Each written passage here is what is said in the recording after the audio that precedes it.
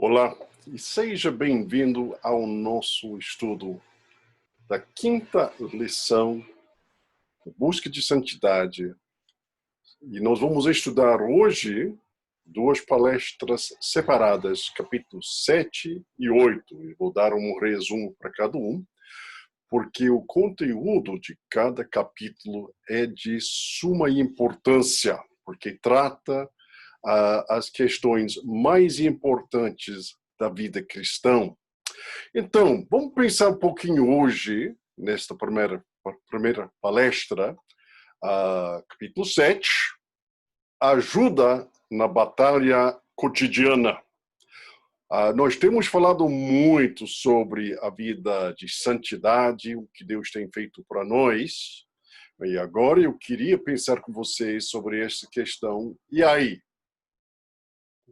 Qual seria até a ajuda prática que poderia aplicar na minha vida?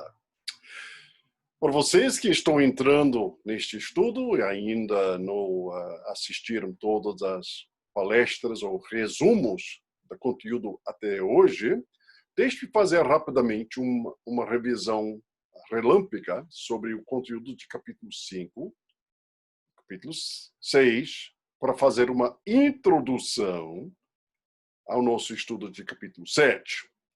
No capítulo 5, vimos que Deus nos livrou do reino do poder do pecado através da união com Cristo em sua morte. Nós éramos escravos do pecado e na escravidão. Antigamente cometemos pecados, desenvolvemos hábitos pecaminosos, independente do qual bons éramos antes de aceitar Cristo Jesus. Mas Jesus Cristo entrou neste mundo pecaminoso e tomou nosso lugar lá na cruz do Calvário. Ele morreu ao pecado como consequência da sua morte na cruz do Calvário. E, por nossa união, devido à nossa união com ele, também nós morrermos ao pecado. Nosso Salvador morreu ao pecado, agora ele está, não tem mais a capacidade de ser tentada, ele está totalmente morto ao pecado e nós estamos unidos com ele, também somos mortos ao pecado. Agora somos libertados do reinado e domínio do pecado. Interessante, em nossas igrejas não há falta de alegria e entusiasmo a citar a palavra que diz: quem que o Filho liberta é liberto verdadeiramente. Eu veio para ter a vida e ter esta vida em abundância. O que significa esta vida em abundância? Nada menos do que o fato que agora somos libertos do reinado e domínio do pecado. Não somos mais escravos do pecado. Isso é a nossa libertação que a Bíblia nos ensina. Devemos contar com este fato e resistir ao pecado baseado nesta realidade espiritual, para que o pecado não mais reine e domine em nossos corpos mortais. Em capítulo 6, vimos que o pecado ainda habita dentro de nós, fazendo sua guerrilha em nossos corações através de maus desejos, enganando nossas mentes. Pode muito bem parecer que qualquer esperança da santidade contida no capítulo 5 foi efetivamente removida pelo conteúdo do capítulo 6. Quem sabe, assistindo a essas palestras, a pergunta entrou na sua cabeça: mas de que serve isso? Ao ser informado de que a guerra contra o pecado foi vencido por Cristo Jesus, por meio da sua vida e morte lá na cruz do Calvário, se ainda eu estou sendo assediado e frequentemente derrotado pelo pecado em meu coração e a minha vida. Bom, é isso que nós vamos conversar. Para experimentar a santidade prática na vida cotidiana de você, nós devemos aceitar o fato de que Deus, em sua infinita sabedoria, julgou oportuno permitir que essa batalha diária como o pecado continue na vida interior de cada cristão durante o decorrer de sua vida terrestre. Mas Deus não nos deixa lutar sozinhos. Assim como ele nos libertou do reinado e domínio geral do pecado, também ele providencia uma ampla provisão da graça para que vencêssemos as escaramuças diárias contra o pecado.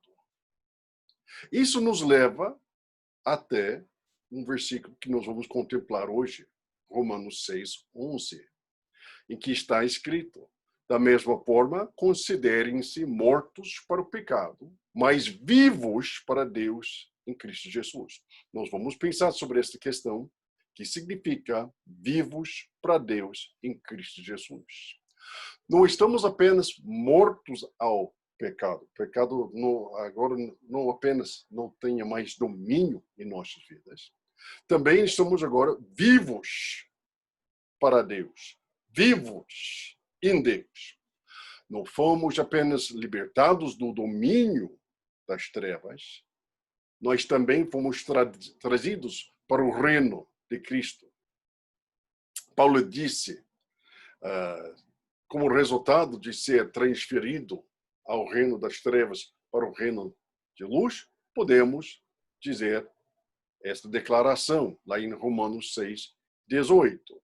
Vocês foram libertados do pecado e tornaram-se agora escravos da justiça. Deus não nos deixa suspensos em um estado de neutralidade. Ele nos livra do reinado do pecado para o reinado do seu Filho. E esta libertação é real. Qual é o significado de estar vivo agora para Deus? Com isso, nos ajuda na busca da santidade. Por um lado, significa que estamos unidos. Por um lado, significa que estamos unidos a Cristo em todo o seu poder. Certamente, é uma verdade que nós podemos viver uma vida santa. Não podemos viver uma vida santa com nossas próprias forças. O cristianismo não é uma religião de autossalvação. Podemos observar, por exemplo, o apóstolo Paulo, em Filipenses 4:11-13, onde está escrito: não estou dizendo isso porque esteja necessitando, mas aprendi a adaptar-me a qualquer circunstância. Sei o que é passar necessidade, sei o que é ter fartura, aprendi o segredo de viver contente em toda e qualquer situação, seja bem alimentado, seja com fome, tendo muito ou passando necessidade. Tudo posso naquele que me fortalece. Paulo está falando sobre como ele tem aprendido a se contentar em qualquer circunstância, seja em abundância ou em escassez, seja bem alimentado ou com fome. Ele diz que pode responder desta maneira por meio de Cristo, que lhe dá a força. Como isso se aplica à santidade? Bom, nossas reações às circunstâncias, por mal ou por bem, fazem parte da nossa caminhada da santidade. Santidade não é simplesmente uma série de coisas que você deve ou não deve fazer. Mas santidade é conformidade com o caráter de Deus e obediência à vontade de Deus em tudo. Aceitar com satisfação quaisquer circunstâncias que Deus permite fazer parte. Isso faz parte de uma caminhada santa, sagrada. Mas observe que Paulo disse que poderia responder com satisfação porque Cristo lhe deu a força para fazê-lo. É importante porque muitas vezes nós vamos abusar este versículo dizendo que não posso fazer tudo daquele que me fortalece. Qualquer ideia que entre na minha cabeça, eu vou dizer, Deus abençoe, eu vou fazer. Mas não é isso que Paulo está dizendo. Ele está dizendo, na sua vida cotidiana, nas circunstâncias boas e negativas, momentos positivos e pesados. Você pode fazer tudo por meio daquele que te fortalece. Então, é isso que Deus está dizendo. Vemos isso onde Paulo disse que orava que os colossenses fossem fortalecidos com todo o poder, de acordo com seu poder glorioso, para que você tenha grande resistência e paciência. De onde vem a resistência e a paciência? Em circunstâncias desafiantes. Essas coisas vêm quando estamos sendo fortalecidos como o poder de Deus. Bom, a Bíblia está nos ensinando com muita simplicidade que existe um poder que vem do Espírito Santo para nos fortalecer em todas as circunstâncias, para que nós possamos fazer a coisa que agrada nosso Senhor. Esta é a primeira implicação que devemos entender de estarmos vivos para Deus. Estamos unidos com aquele Cristo Jesus que está trabalhando em nós para nos fortalecer com seu poderoso poder. Todos nós conhecemos o terrível sentimento de desesperança causado pelo poder do pecado. E resolvemos dezenas de vezes para nunca ceder novamente a uma tentação específica. E ainda assim o fazemos. Então, Satanás vem até nós e diz, cara, você precisa desistir, você nunca pode superar este pecado. É a verdade em que nós mesmos não podemos superar nenhum pecado. Mas a Bíblia está nos ensinando nestas passagens que agora estamos vivos para Deus, unidos naquele que nos fortalece em tudo, qualquer circunstância. Ao considerar este fato, considerando-o como um fato verdadeiro, quando nós contemplarmos se eu tenho o Espírito Santo agindo em meu coração, ele está me fortalecendo com este poder divino descrito ali, naqueles versículos de Filipenses, Efésios 3:16, onde está escrito, ora, para que com suas gloriosas riquezas, ele os fortaleça no íntimo do seu ser, com poder por meio do seu Espírito, como está escrito ali, mais uma vez, Colossenses 1:11, sendo fortalecidos com todo o poder, de acordo com a força da sua glória, para que tenham toda perseverança e paciência com alegria. Ou Efésios 3:20, onde está escrito, aquele que é capaz de fazer infinitamente mais do que tudo que pedimos ou pensamos, de acordo com o seu poder que atua em nós. E tem um poder que está atuando na sua vida. Quando nós pararmos, contemplarmos, estes versículos são verdadeiros. Há um poder atuando em nossas vidas, nos dando a habilidade de fazer tudo que Deus está nos chamando aqui neste mundo, na área de santidade. Ao considerar esse fato como um fato verdadeiro, experimentamos a força necessária para combater a tentação. Somente quando consideramos estes fatos gêmeos, que eu estou morto ao pecado e seu domínio sobre mim, e que eu estou vivo para Deus, eu estou unido com aquele que me fortalece, que eu posso, cada vez mais, evitar que o pecado não reine em meu corpo mortal. Contar com o fato de que estamos mortos para pecado e vivos para Deus é algo que devemos fazer ativamente, diariamente, de vez em quando, momentaneamente, passo por passo. Para fazer isso, precisamos formar o hábito de refletir, relembrar, de perceber constantemente que estamos mortos para o pecado e vivos para Deus.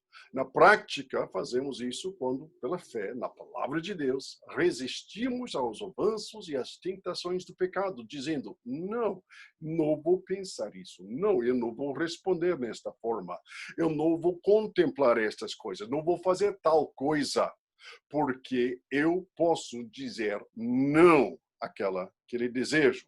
Contamos com o fato de estarmos vivos para Deus, quando pela fé olharmos para Cristo Jesus, pelo poder dele, que precisamos resistir o pecado. A fé, no entanto, deve sempre ser baseada em fatos bíblicos. E Romanos 6:11 é um fato bíblico para nós. Uma segunda implicação de estar vivo para Deus é que ele nos deu seu Espírito para viver dentro de nós. Isso é uma outra maneira de pensar sobre nossa união com Cristo, pois seu Espírito é o agente dessa união com Cristo. É ele quem dá a vida espiritual e a força para viver essa vida que podemos ver ali no Romanos 8:9-11. É o Espírito de Deus que opera em nós para que possamos tomar decisões e agir de acordo com o bom propósito de Deus para nossas vidas. Paulo disse, Deus não nos chamou para sermos impuros, mas para viver uma vida santa. Portanto, quem rejeita esta instrução não rejeita o homem, mas Deus, que lhe dá o seu Espírito Santo. 1 Tessalonicenses 4:7-8. Aqui Paulo faz uma conexão entre a doação do Espírito Santo como o viver de uma vida santa na parte de um cristão. O fato que eu recebi o Espírito Santo é a razão que agora, hoje em dia, eu posso viver uma vida de santidade. Devo viver uma vida de santidade. Ele é chamado o Espírito Santo e é enviado na parte do Pai e do Filho, principalmente para nos tornar santos, para nos conformar ao caráter de Deus. A conexão destes dois pensamentos, que o Espírito Santo e uma vida santa, também é encontrada em outras passagens. Por exemplo, somos instruídos a fugir da imoralidade sexual, porque nosso corpo é o templo do Espírito Santo. 1 Coríntios 6:18-19. Também nos dizem que somos controlados não por nossa natureza pecaminosa, mas pelo Espírito Santo. Se o Espírito Santo vive em nós. Romanos 8:9. Ou podemos ler lá em Gálatas 5:16. Vivo pelo Espírito, e você não vai satisfazer os desejos da nossa natureza pecaminosa. Então, por que temos o Espírito Santo vivendo de nós? Para nos fortalecer em direção à santidade. É porque estamos vivos agora para Deus. Agora estamos vivendo sobre o reinado e o domínio de Deus. É o próprio Deus Trino que nos une a Cristo Jesus, que nos dá seu Espírito para habitar em nós. O Espírito Santo nos fortalece, primeiro, a santidade por meio de nos permitir ver nossa necessidade de santidade. Ele ilumina nosso entendimento para que comecemos a ver o padrão divino da santidade que vem do Senhor. Então, ele nos faz tomar consciência de áreas específicas do pecado em nossas vidas. Uma das armas mais poderosas de Satanás é de nos tornar espiritualmente cegos, incapazes de ver nosso caráter pecaminoso. A Bíblia diz, em Jeremias 17:9, o coração é enganoso em cima de todas as coisas, e além de cura. Quem pode entender isso? Ninguém pode entender o coração e expô-lo, a não ser o Espírito Santo. O Espírito Santo abre os recônditos internos dos nossos corações e permite ver as forças morais escondidas ali. É aqui que ele começa seu ministério de nos tornar santos. E o resultado natural de ver o padrão divino da santidade, a nossa e nossa pecaminosidade é o despertar dentro de nós de um desejo de ser mais santo. Este também é o ministério do Espírito Santo. É ele que trabalha dentro de nós para nos tornar cada vez mais atualmente santos. Lamentamos nossos pecados como uma tristeza divina que nos leva a um arrependimento sincero, como está escrito lá em 2 Coríntios 7:10. Dizemos como Davi: lava toda minha iniquidade, purifica do meu pecado. Lava-me e ficarei mais branco do que neve. Salmos 51:2-7. Paulo disse: porque Deus é quem trabalha em você para querer e agir de acordo com o seu bom propósito. Antes que possamos agir, devemos desejar, em primeiro lugar, ter a vontade de fazer algo. Ter a vontade de fazer algo, alguma coisa, significa desejar e resolver. Quando o Espírito Santo nos mostra nosso pecado, ele não faz isso para nos levar ao desespero, mas para nos levar a uma santidade maior. Ele faz isso criando em nós um ódio para nossos pecados e um desejo crescente para uma vida de santidade. Somente quem tem um forte desejo de ser santo demais perseverará na dolorosa, lenta e difícil tarefa de buscar a santidade. Existem muitas falhas. Os hábitos da nossa natureza antiga, os ataques de Satanás são fortes demais para que possamos perseverar em nossa força. A menos que o Espírito Santo esteja trabalhando em nós para criar um desejo de santidade. O Espírito Santo cria este desejo, não apenas nos mostrando nossos pecados, mas também nos mostrando o padrão de santidade de Deus. Ele faz isso através das Escrituras. Quando lemos e estudamos as Escrituras ou as ouvimos sendo ensinadas, somos cativados pela beleza moral do padrão de santidade de Deus. Embora seu padrão possa parecer muito além de nós, reconhecemos e respondemos ao que é santo, justo e bom, como está escrito em Romanos 7:12. Embora falhemos tantas vezes em nossa vida interior, nós deleitamos na lei do Senhor. Romanos 7:12. Aqui está uma outra distinção que devemos fazer entre o que Deus faz e o que nós devemos fazer.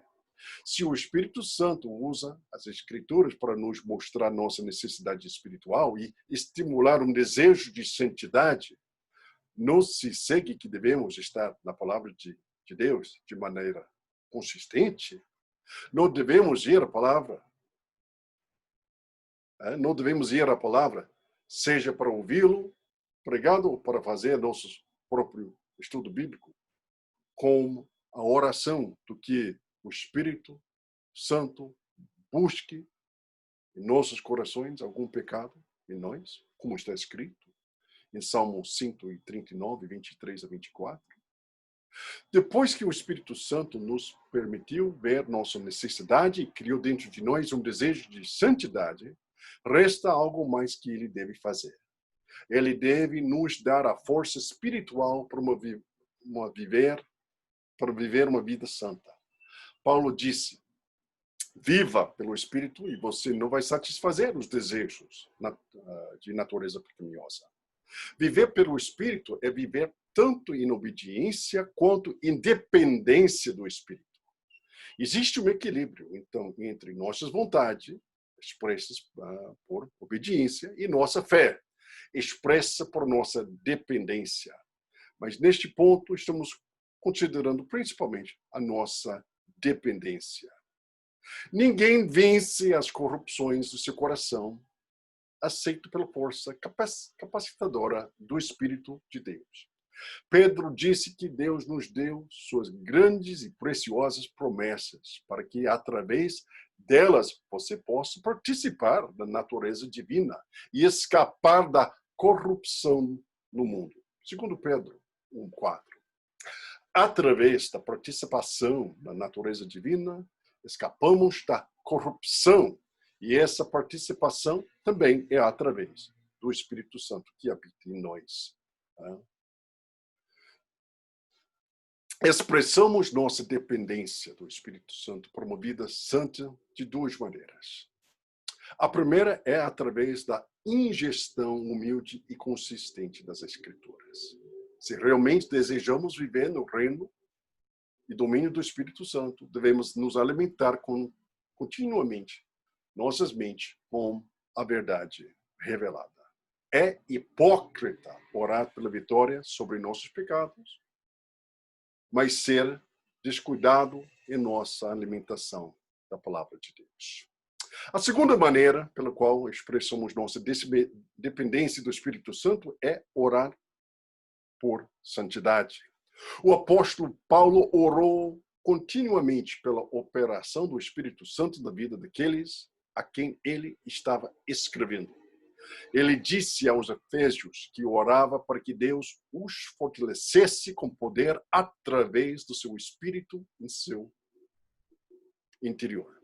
Ele orou para que Deus preenchesse os Colossenses com conhecimento da sua vontade através de toda sabedoria e entendimento espiritual, para que eles vivessem uma vida digna do Senhor e pudessem agradá-lo de todas as maneiras. Colossenses 1, 9 a 10.